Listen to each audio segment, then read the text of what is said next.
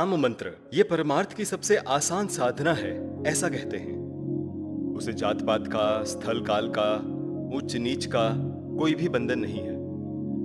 यानी गुरु शिष्य को नाम मंत्र देते हैं तब उसमें शक्ति डालकर देते हैं, ऐसा भी कई लोगों को विश्वास है।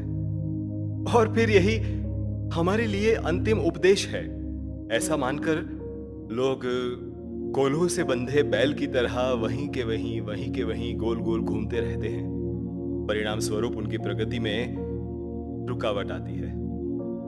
किसी से भी अरे गहरे से नाम मंत्र लेने वालों का यही हाल होता है। ऐसे समय पर संत कबीर का एक दोहा याद आता है, राम नाम सब कोई कहे, ठग ठाकुर और चोर। राम नाम सब कोई कहे, ठग ठाकुर और चोर। जिस नाम से प्रहलाद और ध्रुव तरे, वह नाम कुछ और। तब कानों में कहा जाने वाला नाम वह यही और नाम है क्या? यह जानेंगे नाम योगी सदगुरु श्री वामन राव जी पैसे। गुरु जब शिष्य को नाम मंत्र देते हैं तब उसमें शक्ति डालकर देते हैं, ऐसा कहते हैं। इसमें कितना तथ्य है, या नाम स्मरण का सच्चा रहस्य क्या है, जरा बताइए ना हमें। नाम मंत्र जिसे हम कहते हैं वो नाम यानी ईश्वर का नाम, नाम यानी ईश्वर का नाम, और उसे नाम मंत्र कहते हैं। दूसरे यानी बीज मंत्र वगैरह जो होते हैं वे अलग। तो ये जो नाम मंत्र नामक जो प्रकार है वो जिस समय गुरु शिष्य को देते हैं तब उसमें गुरु अपनी शक्ति डाल देते हैं। ये सब पाखंड है, ये बिल्कुल सच नहीं है। यही महत्व का प्रश्न वैसे है। महत्वपूर्ण यह है कि नाम में सदगुरु जी क्या डालते हैं, ज्ञान। इसलिए एक जगह नामदेव महाराज कहते हैं, सदगुरु वात्सोनी नाम न यह आता, यानी ज्ञान नहीं मिलता। साधने साधिता कोटि जाना, यानी आप कुछ भी कर लें तब भी नाम का ज्ञान नहीं मिलता। संतांसी शरण गेलिया वात्सोनी न कळे नाम, एका जनार्दनी न कळे नाम। यानी आप जिसे नाम कहते हैं ना, वो नाम और संतों को अभिप्रेत नाम, इनमें जमीन आसमान का अंतर है। आज लोग क्या करते हैं, नामस्मरण करते हैं, उसमें ईश्वर का स्मरण नहीं होता। नामस्मरण में लोग नाम का उच्चारण करते हैं और स्मरण नाम का ही करते हैं। ज्यादातर वे नाम जिस मूर्ति का लेते हैं उस मूर्ति का करते हैं, पर ईश्वर का स्मरण या मूर्ति का स्मरण और ईश्वर का स्मरण एक ही नहीं है, समझी। आपके दादाजी हैं, आज वे जीवित हैं। दादाजी का प्रत्यक्ष रूप में जीवित होना और दादाजी की आज आपने मूर्ति तैयार की, तो उसमें कितना फर्क है, जमीन और आसमान जितना अंतर है। वैसे ही ईश्वर की मूर्ति और ईश्वर, इसमें फर्क है। इसलिए स्मरण देवाचे करावे, नित्य नाम जपत जावे, अखंड ध्यान ची धरावे पुरुषोत्तमाचे, ऐसा कहा गया है कि स्मरण ईश्वर का करना चाहिए। तो ईश्वर का स्मरण आज हम नहीं करते, और नाम स्मरण करते समय हम नाम का सिर्फ उच्चारण करते हैं। ज्यादा से ज्यादा एखादा मूर्ति का, वो भी हमारी आंखों के सामने ज्यादातर नहीं आती। बहुत कम लोगों की आंखों के सामने मूर्ति आती है, पर लोग सिर्फ नाम का उच्चारण करते हैं, नाम तक का स्मरण नहीं होता। श्री राम जय राम बोलते समय श्री राम जय राम के बजाय ध्यान किसी और तरफ होता है, समझी। यानी नाम से भी उनका स्मरण नहीं होता। तो ईश्वर की बात ही छोड़ दीजिए, समझे। पर यह बुरा है ऐसी बात नहीं। नाम का उच्चारण करना, जब तक नाम स्मरण आपसे नहीं होता, ईश्वर स्मरण नहीं होता, तब तक जैसे तैसे ईश्वर का नाम लेना अच्छा है, समझे। ये बुरी बात नहीं है, पर आपको आगे बढ़ना चाहिए ना। या आप हमेशा केजी में ही रहेंगे, तो केजी से डिग्री तक जाना चाहिए ना। तो कहने का तात्पर्य यह है कि नामस्मरण जिसे हम कहते हैं, इसमें महत्व है ना, वो स्मरण का है। ये पहले ध्यान में रखना चाहिए। नाम उस स्मरण के लिए आधार है। इसलिए जब हम स्मरण करते हैं तब उसके पहले नाम आता है। क्यों? तो उस नाम के आधार पर ही हम स्मरण करते हैं, समझे। फिर आप किसी का भी, अपने बेटे का स्मरण भी करेंगे तो उसका नाम आपकी आंखों के सामने आएगा पहले, समझे। तो कहने का तात्पर्य यह है कि नाम स्मरण में स्मरण महत्वपूर्ण है। और स्मरण आप कब कर सकते हैं? जब एक तो आप उसका अनुभव चाहिए, आपको पहचान चाहिए, परिचय चाहिए, सहवास चाहिए, तब आप किसी भी चीज का स्मरण कर सकते हैं। नहीं तो आप स्मरण ही नहीं कर सकेंगे। आप ध्यान में लीजिए, मैं आपको एक उदाहरण देता हूं। एक युवक है जो 25 साल का है, समझे। अब उसकी शादी नहीं हुई, अब तक तय भी नहीं हुई, समझे। ऐसी परिस्थिति में अगर उसे कहा जाए कि तुम अपनी पत्नी का स्मरण करो, तो वो क्या करेगा? नहीं। तब उसकी पत्नी का ही ठिकाना नहीं, तो वो स्मरण क्या करेगा? पर उसे अगर कहा जाए, कल मानो ऐसा हुआ, 4 दिन बाद उसकी सगाई हो गई। अब सगाई के बाद पत्नी आ गई, पत्नी को देखा, अब उसे स्मरण कर ऐसा कहने की जरूरत है क्या? नहीं। जहां जाएगा वहीं उसी का स्मरण करेगा। ऑफिस में भी गया तब भी स्मरण में वो होगी, कहीं भी जाएगा स्मरण पत्नी का। हमेशा साड़ी की दुकान के पास से गुजरता है पर कभी साड़ी की तरफ देखता भी नहीं। पर एक बार सगाई हो जाने के बाद साड़ी की दुकान के पास से गुजरते समय वो साड़ी की दुकान में जाएगा, कौन सी साड़ी अपनी पत्नी पर जचेगी, कौन सी अच्छी दिखेगी, ये सब वो सोचेगा। यानी मैं क्या कह रहा हूं कि पत्नी को जब तक वो देखता नहीं, वो या पत्नी नहीं आ जाती, तब तक वो पत्नी का स्मरण नहीं कर सकता। ज्यादा से ज्यादा वो पत्नी पत्नी कहेगा। वैसे ही ईश्वर स्मरण में ईश्वर का पता नहीं होता। ईश्वर यानी क्या पता नहीं होता, ईश्वर की पहचान नहीं होती। ऐसी परिस्थिति में वो स्मरण क्या करेगा? कोई स्मरण नहीं कर सकता। और इसलिए संतांचे शरण गेलिया वात्सोनी एका जनार्दनी न कळे नाम, कि संतों की शरण में जाने के बाद संत क्या करते हैं? संत उसे ज्ञान देते हैं। तो ईश्वर यानी क्या? ईश्वर का रूप कैसा है, ईश्वर का स्वरूप कैसा है, ईश्वर है कहाँ, वो करता क्या है, वो दिखता कैसा है, इन सभी बातों का ज्ञान सद्गुरु अपने शिष्यों को देते हैं और उसकी पहचान करवाते हैं। ये पहचान 2 प्रकार की होती है, एक आंतरिक पहचान और एक बाहरी पहचान। देव जवळी अंतरी भेटी नाही जन्मवरी, ऐसा कहा गया है कि ईश्वर हमारे निकट है पर भेटी नाही जन्मवरी। किती वेळा जन्मा यावे किती व्हावे भजित, ऐसी परिस्थिति हो जाती है। निकट ही ईश्वर है पर दिखाई नहीं देता। अब लोग हमसे पूछते हैं कि निकट होकर भी क्यों नहीं दिखाई देता? हम उनसे कहते हैं कि वो निकट है इसलिए दिखाई नहीं देता। आपके निकट वो मनुष्य बिल्कुल निकट होता है, वही आपको दिखाई नहीं देता, पर दूर के खड़े हुए लोग आपको बराबर दिखाई देते हैं। आपके पीछे आकर एक मनुष्य खड़ा हो गया, अब आपके पीछे आने कितने निकट? एकदम निकट, पर वो आपको दिखाई देता है क्या? नहीं दिखाई देता। आपके सामने दूर तक आपने देखा तब भी आपको दिखाई देगा, यानी निकट होकर भी दिखाई नहीं देता। उसका कारण क्या है? कि वो निकट है इसलिए दिखाई नहीं देता। आपके ध्यान में आया कि नहीं? वैसे ही परमेश्वर भी कितना निकट है। वो इतना निकट है कि पहले वो, बाकी सब उसके बाद। इसलिए अध्यात्म, अध्यात्म यानी क्या? अधि और आत्म। आत्म यानी आत्म तत्व यानी आत्माराम, और अधि यानी अधिष्ठान। सामान्य भाषा में कहे तो आदि और फिर बाद में, ऐसा हम कहते हैं ना, आदि आत्माराम, और फिर सब कुछ दुनिया वगैरह सब उसके बाद में। आत्माराम ही नहीं तो दुनिया कहां से आएगी? बिजली ही नहीं तो वीडियो कैसे होगा? तो यह जिससे हम आत्माराम आत्माराम कहते हैं, यह आत्माराम हमारे निकट है। कितने निकट है? पहले वो, फिर पत्नी वगैरह वगैरह सब बाद में, घर बार सब बाद में, पहले वो आत्माराम। और वो इतने निकट होने के कारण हमें वो दिखाई नहीं देता। दूसरी महत्वपूर्ण बात यह है कि लोग संसार में इतने व्यस्त हैं कि ईश्वर को देखने का उनके पास समय ही नहीं। आपके ध्यान में आया कि नहीं? आप संसार में इतने व्यस्त हैं कि ईश्वर के बारे में सोचने का आपके पास समय भी नहीं। आज सिर्फ पैसा ईश्वर बन गया है। पैसों के बारे में बात करो, बाकी कुछ मत सोचो। पैसे दिए तो मैं काम करूंगा, वरना मैं काम नहीं करूंगा, ऐसा हम कहते हैं कि नहीं? तो पैसा इतना महत्वपूर्ण हो गया, और ये बुरी बात है, ऐसा नहीं है। पैसों के बिना हम कुछ नहीं कर सकते, पर कहने का तात्पर्य यह है कि पैसों का जितना महत्व है उससे अधिक ईश्वर का महत्व है। ईश्वर है इसलिए आप हैं। ईश्वर नहीं तो आप क्या करोगे? बिजली है इसलिए प्रकाश है, बल्ब है तो प्रकाश है, वीडियो का सारा काम चल रहा है, बिजली है इसलिए चल रहा है, बिजली नहीं होती तो क्या होगा, इसलिए उसे अधिष्ठान कहते हैं। समझे? वैसे हमारे भीतर ईश्वर अधिष्ठान है और उसी वजह से हम देखते हैं, सुनते हैं, ये सब वो है इसलिए। समझे? अब अगर प्लग में लगा हुआ जो सॉकेट का जो कनेक्शन है वो हमने निकाल दिया तो क्या होगा? खेल खत्म।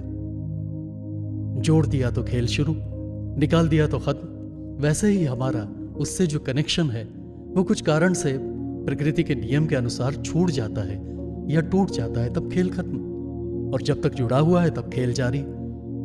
तो हम जुड़े हुए हैं, उसका स्मरण होना चाहिए। समझे? और इसलिए मां मनुस्मर युध्यच, कि हम ईश्वर से जुड़े हुए हैं, इसलिए ये सब चल रहा है। समझे? इसलिए उसे तुम भूलो मत, इसलिए ईश्वर को भूलना नहीं, ऐसा संतों के कहने का कारण यह है। और इसलिए नाम जिसे हम कहते हैं उस नाम का संबंध भाव से होता है। आवड़ी ने भावे हरि नाम घेसी। समझे? इसलिए भाव का संबंध जो है वो महत्वपूर्ण है कि आप जब नाम लोगे तब उसमें भाव होना चाहिए। भाव बड़े आकड़े एरवी ना कड़े, करतड़ी आवड़े तैसा हरि। यानी नाम लेते समय तुम्हारे भीतर ईश्वर भाव है क्या? ईश्वर का स्मरण है क्या? ईश्वर की भक्ति है क्या? ईश्वर के प्रति रुचि है क्या? अब ईश्वर के प्रति रुचि कब महसूस होगी? ईश्वर को जब आप देखेंगे तब, ईश्वर के बारे में आपको ज्ञान होगा तब। किसी भी चीज में रुचि कब आती है? जब आपको उसका ज्ञान होता है तब। ज्ञान नहीं होगा तो रुचि महसूस नहीं होगी। समझे? और इसलिए ये जो रुचि है, लगाव है, प्रेम है, ये एक ही शब्द है। समझे? हम प्रेम प्रेम कहते हैं कि नहीं? तो प्रेम प्रचलित प्रेम, और ईश्वर से भी प्रेम ही होता है ना, पर इसे भक्ति प्रेम कहते हैं। समझे? तो हम यहां साधारण प्रेम ऐसा कहते हैं। तो ये जो प्रेम है ना, सामान्य भाषा में कहे तो रुचि, लगाव। समझे? रुचि, लगाव। अब रुचि लगाव कब उत्पन्न होता है? आपका जब परिचय होता है, सहवास होता है, पहचान होती है, तब आपको उसके लिए रुचि लगाव निर्माण होता है। और इसलिए आधी देवासी ओळखावे, मग तयाचे भजन करावे, अखंड ध्यानची धरावे पुरुषोत्तमाचे। ये स्वामी श्री स्वरूपानंद जी की पंक्ति है। तो पहले देवासी ओळखावे, पहले ईश्वर का परिचय होना चाहिए। पहचान नहीं होगी तो आपकी आगे की जो प्रोसेस है ना, वो प्रोसेस नहीं हो पाएगी। सेनापति बापट मेरा प्रवचन सुनने के लिए आकर बैठते थे, सामने आकर बैठते थे। समझे? पर मुझे कई दिनों तक पता ही नहीं चला कि सेनापति बापट मेरे प्रवचन में आते हैं और मेरा प्रवचन सुनते हैं। फिर एक श्रोता ने मुझसे कहा, अजी आपके प्रवचन में तो बड़े बड़े लोग आते हैं। मैंने पूछा कौन बड़े लोग? उन्होंने कहा सेनापति बापट आपका प्रवचन सुनने आते हैं। क्या कह रहे हो? सच में? फिर वे दिखने में कैसे हैं? मैंने पूछा। फिर उन्होंने मुझसे कहा कि वो कैसे दिखते हैं। उनका एक खास पहनावा था। समझे? और फिर प्रवचन के लिए मैं व्यासपीठ पर आकर बैठा और सबसे पहले देखा, हाँ यही है सेनापति बापट। मैंने कुछ कहा नहीं, प्रवचन दिया और उठते ही सबसे पहले मैंने उन्हें साष्टांग नमस्कार किया। यह मैं क्यों बता रहा हूं कि सामने ही बैठते थे पर पहचान नहीं थी। पहचान ही नहीं थी, और पहचान नहीं थी तो क्या मतलब है? वैसे ही ईश्वर हमारे सामने है, पीछे है, दाई तरफ है, बाई तरफ है, ऊपर है, नीचे है, सर्वत्र है, परंतु पहचान नहीं। ये परिचय सद्गुरु करवाते हैं। तो ईश्वर का अर्थ हम क्या समझते हैं? ईश्वर यानी मूर्ति, ईश्वर यानी कोई एक व्यक्ति, या फिर ईश्वर यानी सिर्फ शक्ति, ऐसा हम मानते हैं। मूलतः ऐसा नहीं है। मूलतः सच्चित आनंद जिसे हम कहते हैं, उसके बारे में बहुत कुछ कहने को है, प्रवचन करने को है, पर वो विषय अलग है। तो ये सच्चित आनंद है, यह हमारा स्वरूप है। समझे? वो सही मायने में ईश्वर है। और ये जो ईश्वर है वो हमारे निकट है, इतने निकट है, इतने निकट है कि उससे ज्यादा निकट और कुछ भी नहीं। और आपसे कहूं तो वही हम हैं। हम वही हैं, और अब वही हम हैं, यही बात हम भूल गए हैं। समझे? आज हमें स्मरण क्या है? मैं, पोंक्षे, और फिर उससे जुड़ी सभी बातें फिर बाद में वापस आने लगती हैं। गलती से भी हमें ईश्वर का स्मरण नहीं रहता और देह का भी स्मरण नहीं रहता। देखिए आप, हमारा पूरा जीवन, आपका ही नहीं हर किसी का, इन दो बातों में चल रहा है, ईश्वर के विस्मरण में और शरीर के विस्मरण में। मानो हमारे जीवन में ईश्वर और देह का कोई महत्व ही नहीं। फिर हमारे जीवन में महत्व किसका है? मुझे क्या चाहिए और मुझे क्या नहीं चाहिए। जो चाहिए उसे पाने का प्रयत्न, जो नहीं चाहिए उसे टालने का प्रयत्न। और इसका असल में जिसे संसार संसार कहते हैं वो यही है समझे कि नहीं, कि हमारे जीवन में क्या चाहिए और क्या नहीं, इसमें हम इतने व्यस्त रहते हैं कि बाकी बातों के बारे में सोचने के लिए हमारे पास समय ही नहीं होता, समझे। और इसलिए हम संसार में इतने व्यस्त रहते हैं चाहिए और नहीं चाहिए में, कि हमें ईश्वर का भी विस्मरण है और देह का भी विस्मरण है। क्रिकेट खेलते समय भी देह का विस्मरण होता है, ईश्वर का विस्मरण तो है ही, पर देह का भी विस्मरण होता है। अब आप नाटक में काम करते हैं तो नाटक में काम करते समय देह का स्मरण रहता है? स्मरण नहीं रहता, और देह का स्मरण करेंगे तो आप काम भी नहीं कर पाएंगे, समझे। इसलिए देह का विस्मरण होता है और ईश्वर का भी विस्मरण होता है। संत ऐसा कहते हैं कि ईश्वर का स्मरण होना चाहिए और देह के आधार पर जो आपका जीवन चल रहा है उसे आपको चलाना ही है, उसका कोई विकल्प नहीं है। गृहस्थी चलानी है, नौकरी धंधा करना ही है, व्यवसाय करना ही है। उसे छोड़कर साधु, बैरागी, सन्यासी होना, यह जीवन विद्या को अमान्य है, और सच कहें तो संतों को भी अमान्य है, समझे। और इसीलिए नामस्मरण करना यह आसान मार्ग संतों ने बताया है। थाईच बैसोनी करा एक चित्त, आवडी अनंत आळवावा, रामकृष्ण हरी विठ्ठल केशवा, मंत्र हा जपावा सर्व काळ, याविण आणिक नाही पै साधन, वाहतसे आण विठोबाची। यानी विठोबा की शपथ लेकर कह रहा हूं, तुका म्हणे आहे सोपे सर्वाहुनी, शहाणा तो धनी घेतो तेथे।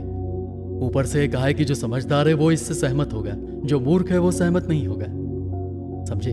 दुनिया में मूर्ख लोग काफी होते हैं, उन्हें अगर कोई अच्छी बात बताने जाए तो वो मानते ही नहीं, उल्टा हमें ही आंखें दिखाते हैं समझे, क्योंकि वे मूर्ख होते हैं। और इसलिए जो समझदार हैं वे सहमत होते हैं। होशियार नहीं होंगे, मूर्ख होंगे, उन्हें यह बात नहीं जचेगी। ऐसा तुकाराम महाराज कहते हैं। ये बात बिल्कुल सही है। अजय ईश्वर के लिए कुछ भी करना नहीं है, बस यही करना है, समझे। पर वो नहीं कर पाते, इसलिए नामस्मरण से शुरुआत कीजिए। नामस्मरण करते करते करते करते करते करते करते आप शांत चित्त हो जाते हैं। शांत चित्त होने के बाद आपको परमेश्वर दिखाई देने लगता है, समझे। जब तक आप शांत चित्त नहीं हो पाते तब तक आपको परमेश्वर कैसे दिखाई देगा। और इसलिए शांत चित्त होने को संतों ने बहुत महत्व दिया है। तुकाराम महाराज कहते हैं, बैसोने निवांत शुद्ध करी चित्त, तया सुखा अंत नाही पार, येऊनी अंतरी राहील गोपाळ, सायासाचे फळ बैसलिया। तो ये परमार्थ आसान है, संसार कठिन है, संसार में कष्ट है, कठिनाइयां हैं, विविध प्रकार की समस्याएं हैं। परमार्थ में कुछ भी नहीं, परमार्थ में सिर्फ शांत चित्त होना है और चित्त को शुद्ध करना है, सिर्फ इतना ही करना है। और चित्त शुद्ध करने के लिए आप विश्व प्रार्थना बोलिए, नामस्मरण कीजिए। पर अगर ईश्वर से परिचित होकर किया तो प्रगति शीघ्र होगी। जितनी शीघ्रता से ईश्वर को पहचानेंगे उतनी शीघ्रता से प्रगति होगी। ईश्वर को ना पहचानते हुए अगर आपने ईश्वर का स्मरण किया तो यह बुरी बात नहीं है, समझे। शुरुआत में यह ठीक है, पर अगर आप ईश्वर से परिचित होकर उसका स्मरण करेंगे तब आपको ईश्वर के प्रति लगाव, प्रेम, रुचि, प्रीति, भक्ति, इनका निर्माण होता है। और इस प्रकार जब आप ईश्वर का स्मरण करते हैं तो एक तरफ आपका चित्त शुद्ध होता है और आपको आत्मज्ञान प्राप्त होता है, दूसरी तरफ आपको आत्मानंद प्राप्त होता है। और इसलिए आत्मज्ञान यह है ईंट और आत्मानंद है विठोबा। जैसे ईंट पर विठोबा खड़े रहते हैं वैसे ही नामस्मरण से, परंतु सद्गुरु जी ने दिए हुए ज्ञान के माध्यम से और मार्गदर्शन से जब आप नामस्मरण करते हैं तब एक ओर से आपका चित्त शुद्ध होता है और दूसरी ओर से आपको आत्मानंद की प्राप्ति होती है। यानी आत्मज्ञान और आत्मानंद, ये दो चीजें आपको प्राप्त होती है। और इसलिए जो आत्मज्ञान है वो है ईंट और उस पर खड़ा है वो आत्मानंद यानी गोविंद यानी विठ्ठल, समझे। इसलिए नामस्मरण जिसे हम कहते हैं वो नामस्मरण इस प्रकार करना है। आधी देवासी ओळख हावे, वो परिचय कौन कराएगा? सद्गुरु। तो अब सद्गुरु वाचोनी सापड़े न सोय, धरावे ते पाया आदि आदि, ऐसा तुकाराम महाराज ने जो कहा है उसका कारण वो है, समझे। और इसलिए अब रैंगलर परांस पे उनकी सहायता से आप गणित 3 स्टेप में हल कर सकते हैं। उनकी सहायता के बिना रात भर भी गणित हल करते रहे तो भी हल नहीं होगा। मेरे एक दोस्त ने कही थी यह बात। तो कहने का तात्पर्य यह है कि हमें सद्गुरु जी की सहायता यदि मिले तो सफलता शीघ्र मिलेगी, नहीं तो फिर जब मिलनी होगी तब मिलेगी। और इसलिए सद्गुरु वासोनी सापड़े ना सोय। अब सद्गुरु जी से ज्ञान लेना है या नहीं लेना है, ये तुम्हें तय करना है, क्योंकि तुम ही हो अपने जीवन के शिल्पकार। तो गुरु शिष्य को नाम मंत्र देते समय उसमें शक्ति डालकर देते हैं, ये बात सच नहीं है, झूठ है। ये बात आप समझ ही गए होंगे। और नाम मंत्र का रहस्य क्या है ये भी आप समझ गए होंगे। पर अगर उसका अधिक अभ्यास करना हो और सही ज्ञान अगर प्राप्त करना हो तो जीवन विद्या का कोई विकल्प नहीं।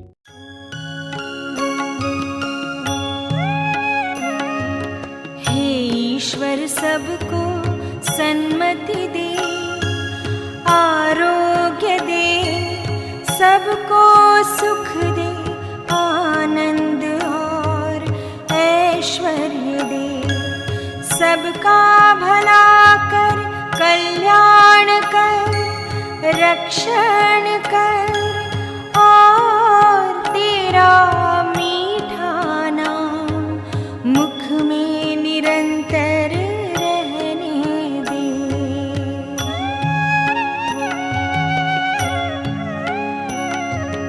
हे ईश्वर सबको सन्मति दे, आरोग्य दे, सबको सुख दे, आनंद और ऐश्वर्य दे, सबका